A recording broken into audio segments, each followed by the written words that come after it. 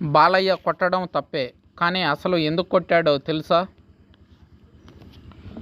నటుడిగా, రాజకీయ నాయకుడిగా తనదైన రేంజ్లో అభిమానులను సంపాదించి 2 రంగాల్లో మంచి పేరు సంపాదించిన నటుడు బాలకృష్ణ.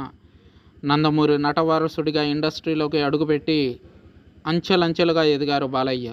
ప్రస్తుతం బాబీ దర్శకత్వంలో రాబోతున్న ఓ సినిమాలో బాలకృష్ణ నటించబోతున్నారు.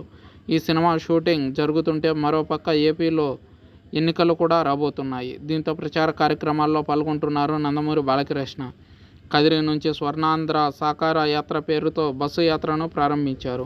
ఇక్కడికి ఎంతోమంది అభిమానులు ఆయన కోసం తరలి వచ్చారు. కొంతమంది వ్యక్తులు గుంపుగా వచ్చి సెల్ఫీ కోసం ఎగబడ్డారు. దీంతో బాలయ్య వెంటనే తన చేతికి పని చెప్పారు. అంతమంది ఒకేసారి రావడంతో ఆగ్రహానికి గురైన బాలయ్య ఒక అభిమానిని మోచేతితో కొట్టారు. దీంతో ఆ అభిమానిని కొట్టిన బాలయ్య కోపం ఎక్కువ అంటూ కామెంట్స్ రావడం ప్రారంభమయ్యాయి.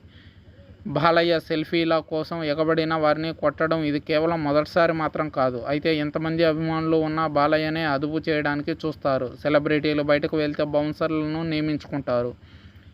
ఎవరైనా సెలబ్రిటీల వద్దకు వెళ్తే వారిని అదుపు చేస్తారు బౌన్సర్లు. కానీ బాలయ్య మాత్రం బౌన్సర్లను నియమించుకోలేదు. ఇంత ఫ్రీగా జనాల్లోకి వస్తే సెల్ఫీ అంటూ ఇబ్బంది పెట్టేటప్పుడు మాత్రమే బాలయ్య చేతికి పని చెప్తారని అంటున్నారు అభిమానులు దురుసుగా వ్యవహరిస్తే తాను మాత్రమే సరిచేయాలని, తన అభిమానులపై వేరే ఎవరు కూడా దురుసుగా ప్రవర్తించడం, చేయడం తనకు ఇష్టం లేదంటాడు బాలయ్య. అందుకే బౌన్సర్లను నియమించుకోలేదట.